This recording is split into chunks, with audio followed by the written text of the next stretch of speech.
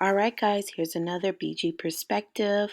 As always, leave a comment down below, like and subscribe, and hit that notification bell so you can get notified every time we upload. Why didn't they evacuate? Why didn't they evacuate? I keep seeing that. I need people to understand people were evacuating to go to the mountains, aka Asheville, aka to Tennessee, to get away from Helene. Biltmore is terrible and it's not even built to withhold floodings. Yes, I get that. I've lived in Asheville for 6 years. We get flash floodings. What you guys don't understand, the dam broke. I haven't been able to get in contact with my friends until today. There's no power. There's no water. The images coming out of Asheville right now are heartbreaking. Some people lost everything. I don't even know where the death toll stands right now, but I'm pretty sure like over the coming days, it's just gonna keep rising. People are still trapped in Asheville. Some places got it worse. Some people's homes are floating away. I keep seeing videos that are just like coming out of Asheville where I used to live, completely underwater. I was trying to book a flight to go back in and to look for my friends. No flights are going in. The roads are cut out. There's a lot of mountain slides, so the roads are literally eroding away. Thank God I got in touch with some of them. They're able to leave now and they're trying to find a route to just get out. But I need y'all to understand something. Asheville is not Florida. They're not gonna get ready for a hurricane like Florida. With that being said, people were evacuating the coast to go to the mountains to get away from the hurricane. That's what y'all need to understand. Kamala just announced that FEMA is going to be providing $750 to the victims of Hurricane Helene. She says that this money can be used for, quote, immediate needs and assistance for home repairs, insurance deductibles, and hotel stays. When people see how much migrants are getting paid in sanctuary cities per month compared to the American taxpayers who just had their complete lives destroyed by Hurricane Helene, it feels like a complete ripoff. In New York, migrants are getting $1,400 a month in SNAP benefits. In Los Angeles, $1,000 per month. And Chicago, they're getting many benefits. And I know that a lot of this money is state and city funded, but FEMA's had something to do with it as well. Look at this. In 2023 and 2024, the direct funding for migrants through FEMA was over $1.4 billion. That's when you add up the costs that they've spent on the Shelter and Services Program, the SSP, and the Emergency Food and Shelter Program, the EFSP-H. Our thoughts and prayers are with the victims of Hurricane Helene. And my question to you is, should the federal government be doing more? As always, I want to hear what you think about all of this down below.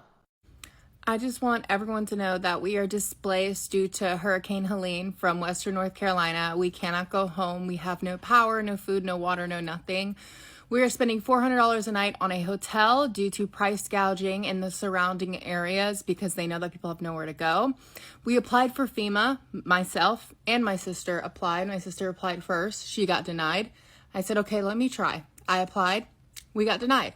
So we have both been denied FEMA assistance. So everyone's saying FEMA is helping $750. And by the way, that $750 wouldn't even cover 2 nights at this hotel. So I just want everyone to know that FEMA sucks and President's doing nothing and we are stuck here. I am blowing through all my savings in a hotel to escape a natural disaster. So fuck you, FEMA. And by the way, do not donate to Red Cross, donate to Samaritan's Purse or to me because we are bringing supplies in. Donate to the victims directly. I'm not taking any of the money for myself. I don't like accepting anything. We are sending truckloads in from a friend who lives out in Greenville. So, and when we get to go back, we will bring a full truck of supplies. So don't donate to these big organizations because we're not getting any of it. None. What can you get for $750? You can't even afford to relocate yourself for 3 nights in a decent hotel. You can't even pay off a phone bill plus hotel. You have to make a decision on whether or not you can afford to even leave the state that is declared a disaster area. But if you were in Israel, Ukraine, or any of the foreign wars, you will get curbside service. Or maybe you should move to another country and come back to get that curbside service. That's the level of disrespect that they have for the American people. I'm seeing this message on social media right now that people don't need to worry or complain about the $750 alleged dollars, because let's just start with the fact of I don't know of a single person actually getting approved for that grocery trip check. But I'm seeing people say they don't need to complain about that because there's more aid coming. I want everyone that still has this hope in FEMA and our government that there's more help coming. They're actually doing things. They're out there helping American citizens to go watch When the Levees Broke on HBO Max. It is about Hurricane Katrina, and you can kind of see how the government at large and FEMA has consistently provided relief and helped regular American citizens, or the things that are perfectly orchestrated by the government in order to harm American citizens. So let's dismantle this really quickly, because I think it's so important, because the people that are pushing this message right now are the people that haven't been impacted by this hurricane or lived through major natural disasters year after year and have seen how they're helping us. Okay, so the $750 only applies to you potentially if you live in an area that FEMA determines is a destruction zone. You may think that's pretty simple, but for me, firsthand, and I know it's other people's experience, I live in an area that is largely devastated, more devastated than areas closer to me that have been determined are destruction zones. My whole fence is demolished. People's houses in my neighborhoods, every other house has a tree on it. We went without power for a week, more than a week actually, but it's not a destruction zone, so we don't apply. Let's just say you do live in an area that FEMA has determined is a destruction zone. You're devastated enough that you can't apply. Everyone I know through social media, through firsthand experience, is being denied on a number of factors. Either they make too much money even though they're struggling to get by courtesy of this administration right now, or they're being told they weren't actually impacted even though their whole house has been destroyed, or you have home insurance, so you don't need to apply to us, you have home insurance. Even though the insurance is denying them, this is also my experience, it doesn't matter because insurance should cover you. We don't need to take care of you, says FEMA. That's not even touching on the fact that most of the people we're talking about right now still don't have power and cannot apply. Okay, so they don't even have the potential to be considered, let alone get applied and approved, because they don't have power. Not to mention the people that don't even have roads right now and the ability to potentially apply, potentially get approved, potentially go get the supplies with that grocery trip check. Not to mention, even if all factors are considered, they apply, they approve, guess what? Some of them don't have homes to go stock their fridge for. It's not funny. It's just comical that people actually think this is relief. This is the relief that people need right now. So sure, is there a potential that some people who have been devastated and are continuously devastated by hurricanes and other natural disasters can get more aid outside of the $750? Yes. In my experience, I have not seen this. That doesn't mean my experience speaks to all, but if a large enough number of victims are speaking up and sharing their experience, that matters substantially more than whatever Googled answer you came up with, okay? This conversation we're having is so much larger than what FEMA can do for us, because we know firsthand, as survivors and consistent victims of hurricanes, natural disasters, and the things that the government does to us, that FEMA isn't coming. There's no relief coming, really, overarching. There's no relief coming. The only people we can depend on as people consistently dealing with this are our neighbors, or our church family, or our community, our regular American citizens willing to stand up and help. The people we see through Operation Airdrop willing to get out there, use their own money and supplies, get out there and do what they can, even though government is telling them, don't come, you will be arrested. This conversation at hand is so much bigger than FEMA. It is the principle of the fact that we always have the capacity and the ability to give billions of dollars to other countries to go send our troops to fight useless wars, to put money in politicians' pocket and keep the military-industrial complex turning, but we don't have money to help regular American citizens. We always have the capacity to give billions of dollars, $150 billion a year. We're funding illegal immigrants coming into this country, but we don't have the ability to really help American citizens. Talk about whatever fund and the rules and regulations and what is possible. It doesn't matter. American citizens are consistently hung out to dry in every single disaster. And what can we do? Nothing. Or rather, what can they do? A lot. What do they choose to do? Nothing. This isn't a conversation of we need to get more FEMA funding, because we see how consistently they haven't helped us. Even when they are giving out money, they're not really helping American citizens, or they're using that budget for other things. So we're not depending on FEMA. We as regular American citizens have already lost hope in FEMA and relief and what government can do for us.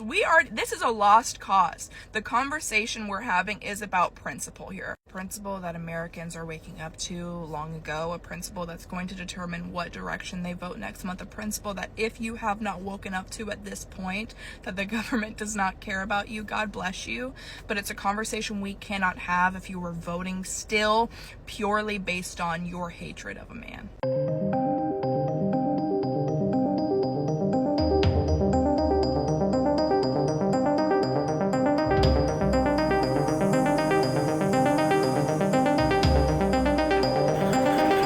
Now everyone's heard about what's going on in the western part of Carolina, eastern Tennessee, Florida, Georgia.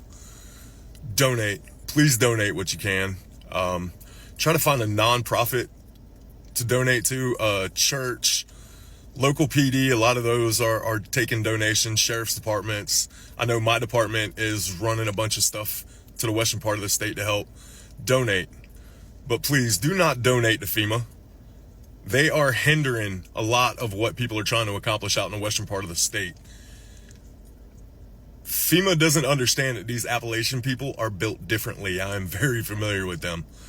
They are not going to stand by idly and have government officials tell them what to do. FEMA's playing a game of FAFO because free men don't ask for permission. Again, please donate and help these people out. They need us now more than ever. FEMA's here. You know what FEMA just told us? We can't get you a phone. I have no ID. I have no way to pay for food. He has no way to get gas. We're stuck. So we have to sleep in a car that's leaking with the same clothes we've had on since the... It was a 30-foot wall of water just pushing through Lake Lure all the way down. My house washed away. I had a cat, I had two geckos. I lost it all. It was like by a miracle that we made it. I started to call 911. I could not get through. I called again and I was able to get through.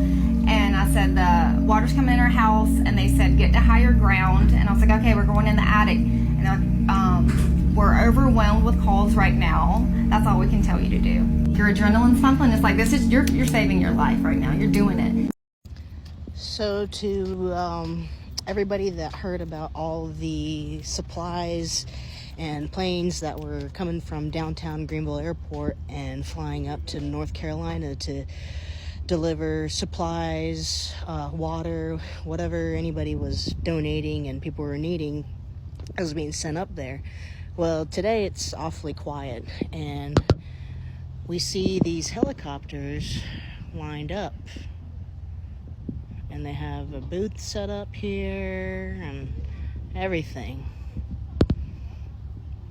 Turns out that's FEMA. FEMA has shut down all the local donation operations that were going on and delivering supplies, and now they're saying that they're not allowed to deliver any more supplies anymore. So all these people are, unfortunately, have all these supplies but cannot take it up there. So that's our government for you. Oh, and another thing, those helicopters that have been sitting there, I've been sitting there since this morning. Haven't seen a single movement, just a bunch of impacting of important equipment and nothing happening. So I'm so sorry, North Carolina. We tried. Well, you're going to have to just excuse my appearance because we have no power, we have no running water, but I'm just so pissed off that I've got to make this clear. We got a notification from FEMA. I'm guessing that's FEMA for Tennessee. I'm not exactly sure. I think it's supposed to be the disaster relief people, but they were like, do not donate your time. We don't want you to donate time unless we ask for you, and we don't want you to donate stuff to other people. You need to just donate money and stuff to us and get your instructions from us and listen to us. What? And then you say, they said yesterday, we don't go into areas that the roads are not easily accessible. What? You are the disaster relief people. Like, that is your job, to go into the areas that are hit by disaster and provide relief. Not to just go to the easy area and sit and wait for the people that are in the disaster area to be able to come to you. The roads that we do have were cleared by the locals, and you have to have trucks and stuff to be able to get through there. Like, it's just beyond me. So, and you have us all messed up. If you think you're going to come here and bark orders at us and then expect the people just to give you the money and us trust that you're going to try to take care of us when you don't go into areas that are not easily accessible. What? Like, this is Cott County, girl. So, donate to our local churches, because they will make sure that the people that are need it will get it. And you need to just, while we appreciate what help you're trying to provide, I don't think you understood the assignment, because it's not to just go to one location in hopes that the people in the disaster area can make it to you. So just sit back and watch, and we'll show you how it's done, but we're not going to stop. So please and thank you. Kamala, how them people supposed to apply for them benefits and apply for that $750 if they ain't got no internet? Kamala, they lost everything. Their houses is gone. Their cars is gone. Their jobs is gone. The buildings ain't there no more. And you getting on TV talking about, yes, all they got to do is apply through that link, so that way we can send them the $750. You know what this reminds me of? This reminds me of Maui. Y'all remember Maui? And the people of Lahaina, when that fire came out and destroyed everything on that island? And you know what pissed me off about that situation? When Oprah Winfrey and Dwayne "The Rock" Johnson got on this app talking about, we need you guys to donate. Who gonna donate? Who is you guys? Both of y'all have contacts in your phone that are billionaires and millionaires. And if each one of those millionaires in your contact list donated $1 million to the people of Lahaina, that whole island could have been restored within maybe 5 or 6 months. And apparently Congress rejected to add more funds to FEMA. They on recess right now. Did you know that? Our Congress is on recess right now. They just got back on September the 6th. And it's called the election recess. Baby, you can look up their schedule. You can go online and look up Congress's schedule. I promise you, I'm not lying. These people in Chimney Rock, North Carolina have lost literally everything. I live in East Tennessee. But I don't live... It wasn't far from us, but there were still parts of East Tennessee that got touched. We're like in the valley. I'm not going to say my city. You can figure it out. We're in the valley of East Tennessee, and we were under high wind advisory from the evening time up until the nighttime of the next day. And these people down there, they can't call their relatives. They sitting there posting videos on Instagram and TikTok. Making videos. They're making videos so see if their family members can find them. But I don't know how they're posting them though. And Kamala get up there talking about they can apply for $750 ain't nothing but 4 bags of groceries and a haircut.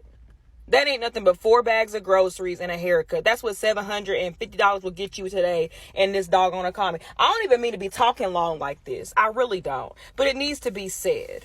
This is shameful and it's embarrassing. And I know what y'all gonna say. Maya, she can't control the amount. I don't care.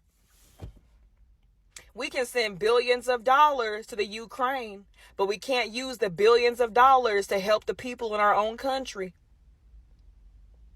You know that people in Flint, Michigan still got dirty water? Did you know that? Did you know that people in Flint, Michigan still got dirty water?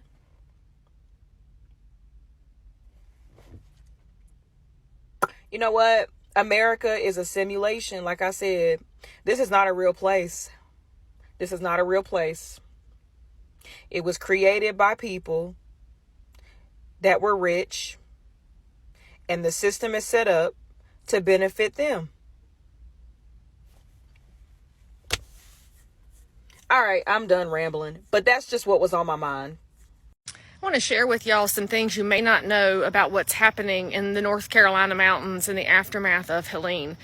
Here's number one. If you have friends or family that are headed into the mountains or who live there, the looting has picked up major steam. I was advised yesterday by a county sheriff to make sure that anybody out and about is carrying, and in his words, carrying with the safety off.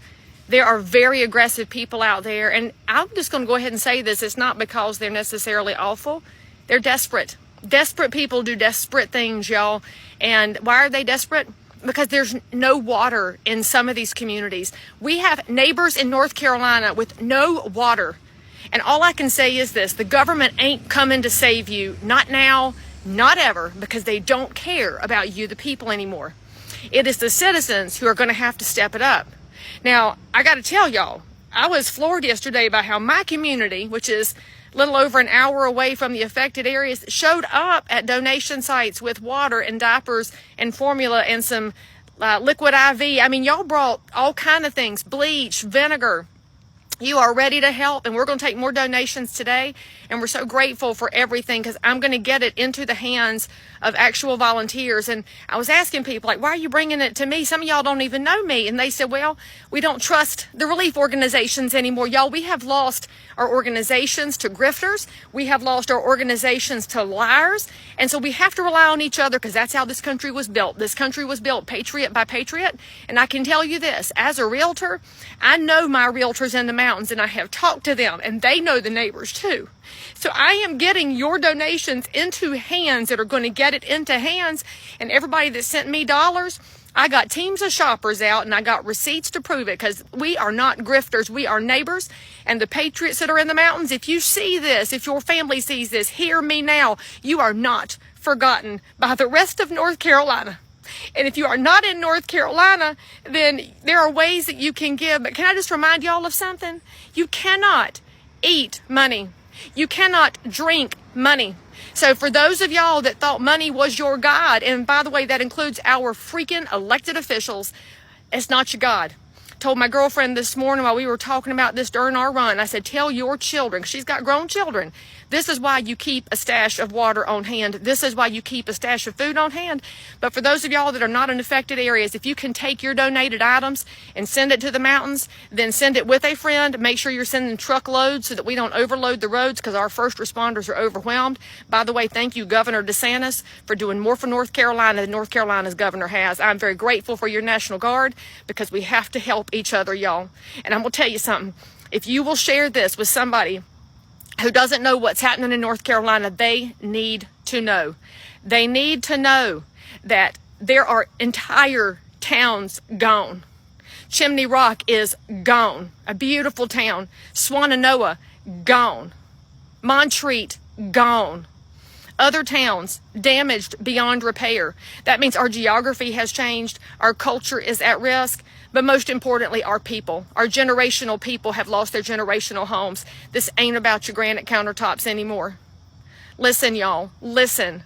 Tell somebody how they can help. I am but one resource. There are people I know all over North and South Carolina that have been gathering up goods and trucks. Somebody as far away as Massachusetts putting a truck together. Let me know. I can connect you to where to take things. The Baptists are doing a great job out of Boone. Samaritan's Purse is on the ground. I trust those two organizations. I wish I had trust for more, because I don't trust this government, but I trust the people of North Carolina. Y'all, the biggest thing you can do, pray. Pray right now. Pray fervently that people will turn their hearts back to God, and pray for a hedge of protection around all those who have seen things they should never have to see. I'll tell you one more story before I hang up this video. I had a lady come to my donation site yesterday, and her grandson is 10 years old, living in the mountains with his mother, who works in a VA hospital. They're getting the kid out today to get him home because they can finally get him out. And they're worried because he has seen things he should never have to see. When you have children that are seeing bodies on the ground and towns gone, we're going to have to answer for that one day, y'all. Please pray. Please do something. And for those of y'all that have already done something, I can't thank you enough.